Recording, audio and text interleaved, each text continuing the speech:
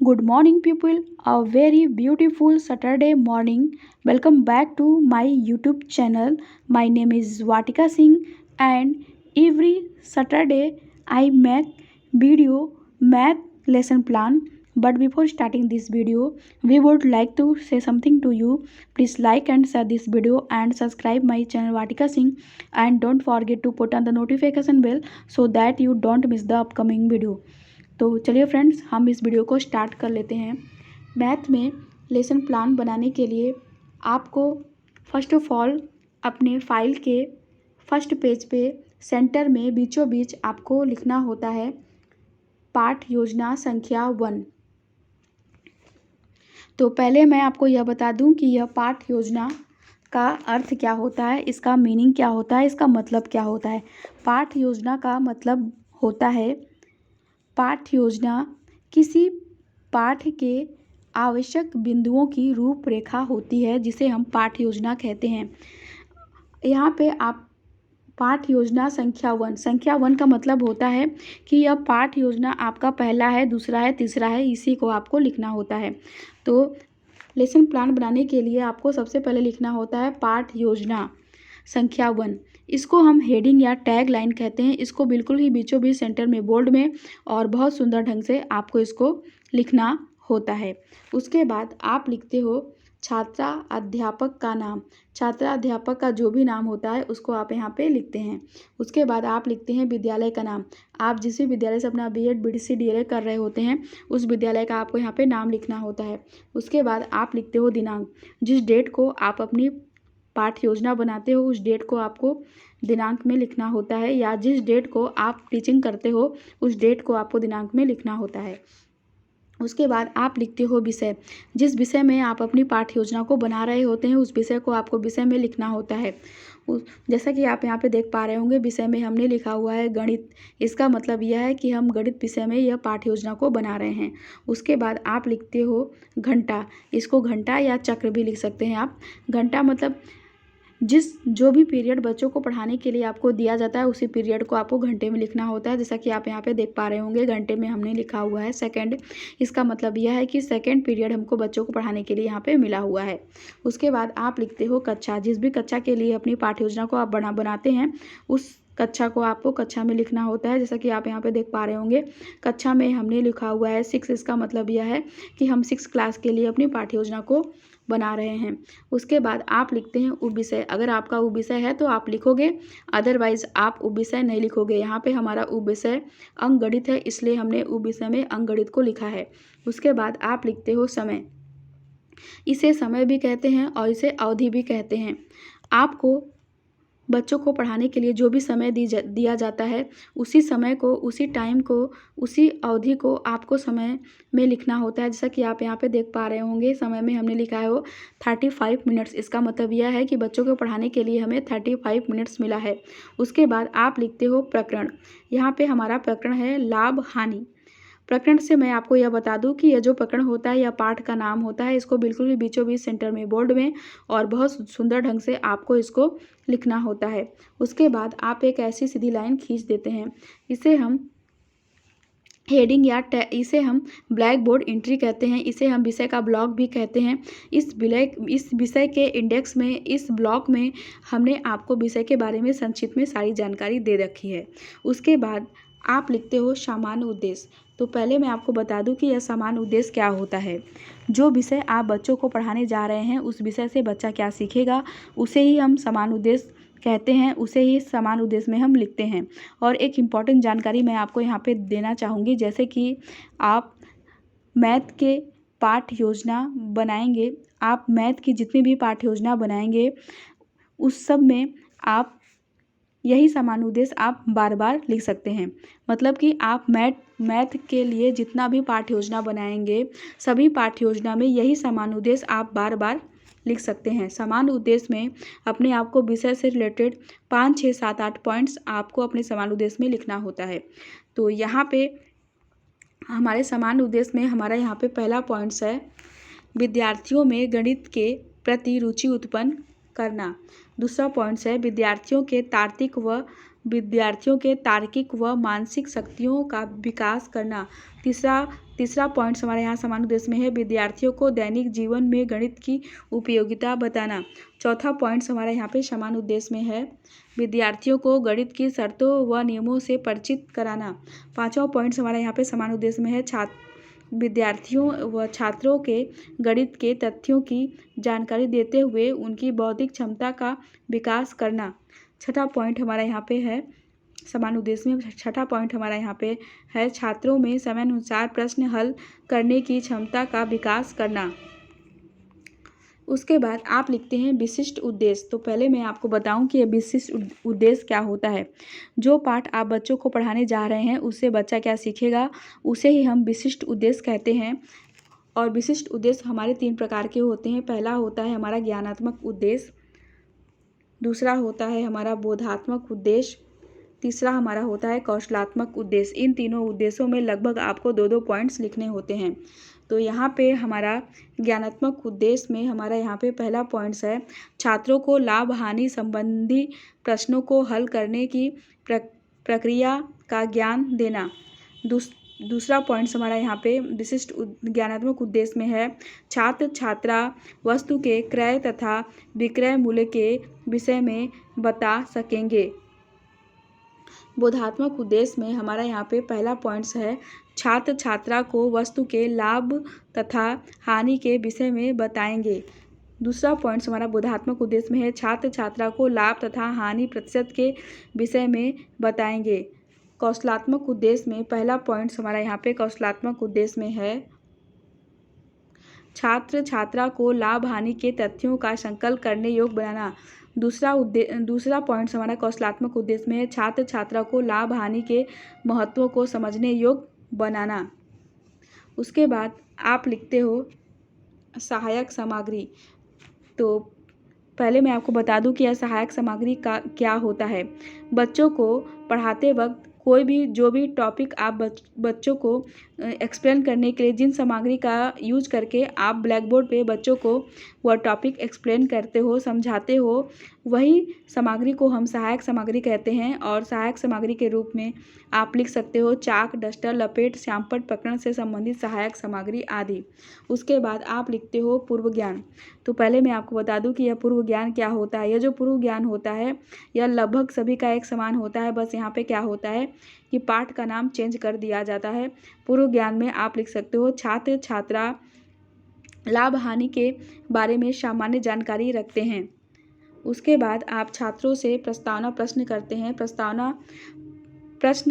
हैं। तो पहले मैं आपको बता दूं कि यह प्रस्तावना प्रश्न क्या होता है, इसका मतलब क्या होता है। प्रस्तावना प्रश्न का उद्देश्य छात्रों को पढ़ाए जाने वाले प्रकरण तक लाना होता है, जिससे पढ़ाए जाने वाले प्रकरण से संबंधित कुछ बातें छात्रों को स्मरण कराई जा सके, जिसको जानकर छात्र रुचि के साथ उस प्रकरण की शुरुआत कर सकेंगे। प्रस्तावना प्रश्न करने के लिए आपको 3 कॉलम बनाने होते हैं। पहला कॉलम आप बनाते हैं क्रम संख्या का कॉलम, जिसमें कि आप छात्रों से पूछे गए क्वेश्चन के क्रम को लिखते हो। दूसरा कॉलम जो है कि आप बनाते हो छात्रा अध्यापिका क्रियाओं कॉलम, जिसमें कि आप छात्रों से प्रश्न पूछते हो। तीसरा और लास्ट कॉलम जो है कि आप बनाते हैं छात्र छात्रा अनुक्रिया का कॉलम, जिसमें कि छात्र आपके पूछे गए क्वेश्चन के आंसर को देते हैं। तो यहाँ पे हमारा पहला क्वेश्चन छात्रों से है क्रय मूल्य किसे कहते हैं। तो छात्र आंसर देते हैं कोई वस्तु जितने रुपए में खरीदी जाती है उसे क्रय मूल्य कहते हैं। दूसरा क्वेश्चन यहाँ पे हमारा छात्रों से है विक्रय मूल्य किसे कहते हैं। तो छात्र आंसर देते हैं कोई वस्तु जितने रुपए में बेची जाती है उसे विक्रय मूल्य कहते हैं। तीसरा क्वेश्चन यहाँ पे हमारा छात्रों से है कोई वस्तु 100 रुपये में खरीद कर 125 रुपये में बेच दी जाए तो लाभ होगा या हानि। तो छात्र आंसर देते हैं 100 रुपये की वस्तु 125 रुपये में बेचने पर लाभ होगा। चौथा क्वेश्चन यहाँ पे हमारा छात्रों से है 200 रुपये की वस्तु 150 रुपये में बेच दी जाए तो लाभ होगा या हानि। तो छात्र आंसर देते हैं 200 रुपये की वस्तु 150 रुपये में बेचने से हानि होगा। पांचवा क्वेश्चन हमारा यहाँ पे छात्रों से है प्रतिशत लाभ या हानि की गणना कैसे कैसे की जाती है? तो छात्र आंसर देते हैं समस्यात्मक प्रश्न। इसका मतलब यह है कि पाँचों क्वेश्चन का आंसर छात्रों को नहीं पता है। उसके बाद हम लिखते हैं उद्देश्य कथन। उद्देश्य कथन में आप एक लाइन लिख सकते हो, बच्चों आज हम प्रतिशत लाभ के विषय में अध्ययन करेंगे। उसके बाद आप लिखते हैं प्रस्तुतिकरण। प्रस्तुतिकरण में आप लिख सकते हो, अध्ययन अध्यापन की सुविधा की दृष्टि से पाठ को 2 पार्ट्स में डिवाइड किया जाता है। उसके बाद आप व्याख्या करते हैं। व्याख्या करने के लिए आप 4 कॉलम बनाएंगे। पहला कॉलम तो आप बनाएंगे शिक्षण बिंदु का कॉलम, जिसमें कि आप व्याख्या करने वाले टॉपिक के नाम को लिखोगे। दूसरा कॉलम जो है कि आप बनाते हैं छात्रा अध्यापक क्रियाओं कॉलम, जिसमें कि आप व्याख्या करेंगे। तीसरा कॉलम जो है कि आप बनाते हैं छात्र छात्रा क्रियाओं का कॉलम, जिसमें कि आप लिखेंगे छात्र ध्यानपूर्वक व्याख्या को सुनेंगे। चौथा और लास्ट कॉलम जो है कि आप बनाते हैं श्यामपट्ट कार्य के कॉलम, जिसमें कि आप व्याख्या करने के बाद मुख्य मुख्य पॉइंट्स को लिखेंगे। तो अब हम व्याख्या कर लेते हैं।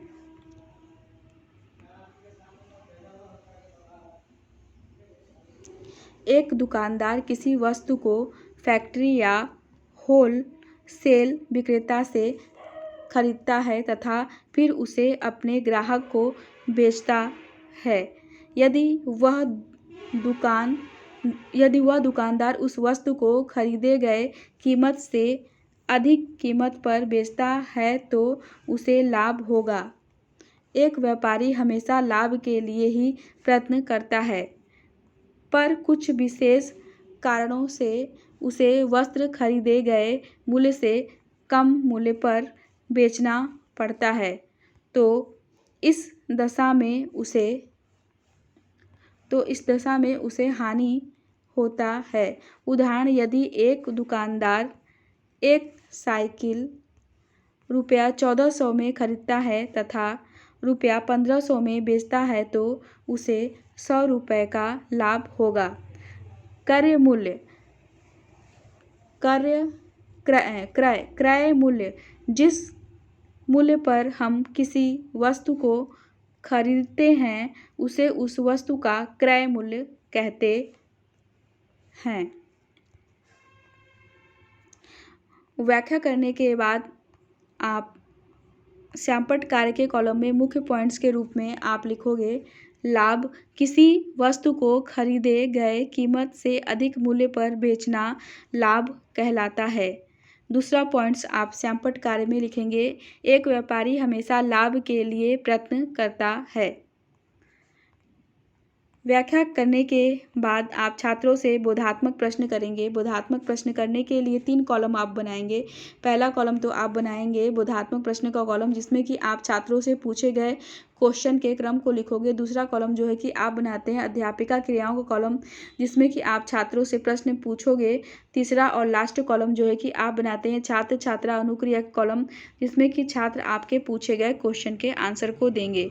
तो यहाँ पे पहला क्वेश्चन हमारा छात्रों से है, दुकानदार को लाभ कब होता है? तो छात्र आंसर देते हैं, जब दुकानदार किसी वस्तु को उसके खरीदे गए मूल्य से अधिक मूल्य पर बेचता है, तब दुकानदार को लाभ होता है। दूसरा क्वेश्चन हमारा यहाँ पे छात्रों से है, दुकानदार को हानि कब होती है? तो छात्र आंसर देते हैं, जब दुकानदार किसी वस्तु को उसके खरीदे गए मूल्य से कम मूल्य पर बेचता है, तब दुकानदार को हानि होती है।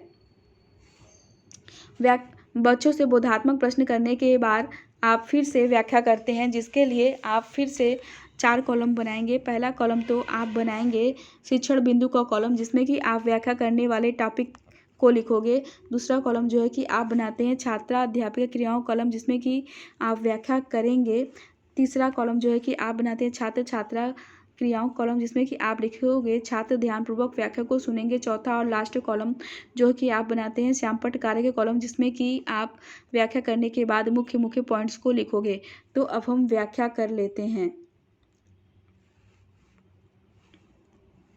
100 रुपये पर जितना लाभ अथवा हानि होती है उसे प्रतिशत लाभ अथवा हानि कहते हैं। लाभ व हानि का प्रतिशत हमेशा क्रय मूल्य पर ही ज्ञात किया जाता है। क्रय मूल्य कोई भी वस्तु जिस मूल्य पर खरीदी जाती है तो उस मूल्य को उस वस्तु का लागत मूल्य या क्रय मूल्य कहते हैं। विक्रय मूल्य, कोई भी वस्तु जिस मूल्य पर बेची जाती है तो उस मूल्य को उस वस्तु का विक्रय मूल्य कहते हैं। अतः प्रतिशत लाभ बराबर होता है लाभ इंटू 100 बटा क्रय मूल्य।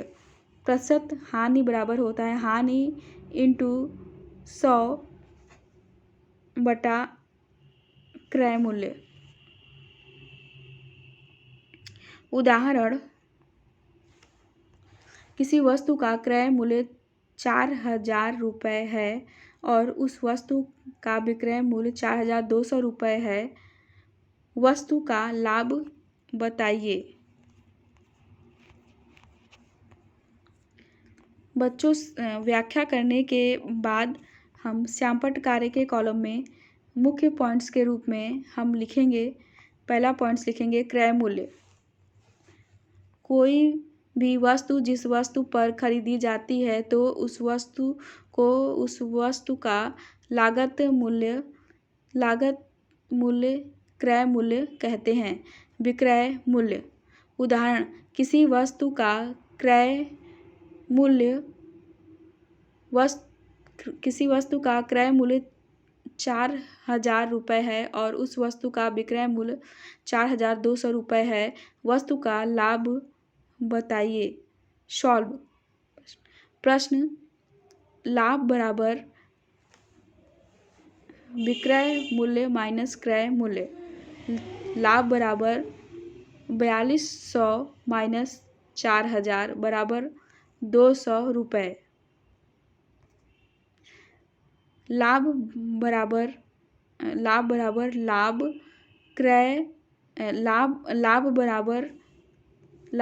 लाभ बटा क्रय मूल्य इंटू 100। तो 200 बटा 4,000 इंटू 100 बराबर 5% लाभ। आंसर 5% लाभ। व्याख्या करने के बाद आप छात्रों से बोधात्मक प्रश्न करते हैं जिसके लिए आप 3 कॉलम बनाएंगे। पहला कॉलम तो आप बनाएंगे बोधात्मक प्रश्न का कॉलम, जिसमें कि आप छात्रों से पूछे गए क्वेश्चन के क्रम को लिखोगे। दूसरा कॉलम जो है कि आप बनाते हैं छात्राध्यापक क्रियाओं कॉलम, जिसमें कि आप छात्रों से प्रश्न पूछोगे। तीसरा और लास्ट कॉलम जो है कि आप बनाते हैं छात्र छात्रा अनुक्रिया कॉलम, जिसमें कि छात्र आपके पूछे गए क्वेश्चन के आंसर को देंगे। तो यहाँ पे हमारा पहला क्वेश्चन छात्रों से है, क्रय मूल्य क्या होता है? तो छात्र आंसर देते हैं, कोई भी वस्तु जिस मूल्य पर खरीदी जाती है तो उस मूल्य का क्रय मूल्य होता है। दूसरा क्वेश्चन हमारा यहाँ पे छात्रों से है, विक्रय मूल्य क्या होता है? तो छात्र आंसर देते हैं, कोई भी वस्तु जिस मूल्य पर बेची जाती है तो उस मूल्य को उस वस्तु का विक्रय मूल्य कहते हैं। उसके बाद आप बोधात्मक प्रश्न करने के बाद आप छात्रों को गृहकार्य दोगे। गृहकार्य के रूप में आप छात्रों को दे सकते हो, बच्चों आप सब प्रतिशत लाभ व प्रतिशत हानि को पढ़कर आइएगा। अगर आपको हमारा ये वीडियो अच्छा लगता है तो आप हमारे इस वीडियो को लाइक करिए और शेयर करिए और आप हमारे चैनल को सब्सक्राइब भी करिए। आपका सपोर्ट हमें मोटिवेट करता रहता है ऐसे ही वीडियो बनाने के लिए। अगर आप हमारे चैनल पे नए हैं तो आप हमारे चैनल को सब्सक्राइब कर लीजिए, साथ ही साथ बेल आइकन को भी प्रेस जरूर कर लीजिए, ताकि हम जब भी कोई नया वीडियो अपना अपलोड करेंगे तो उसकी नोटिफिकेशन और अपडेट आपको जल्द मिल जाएगी, जिससे कि आप हमारे आने वाले न्यू वीडियो को मिस नहीं कर पाएंगे। तो हम आपसे फिर से मिलते हैं अपने ऐसे ही वीडियो के साथ। Thank you so much for watching my video and subscribe my channel Vatika Singh.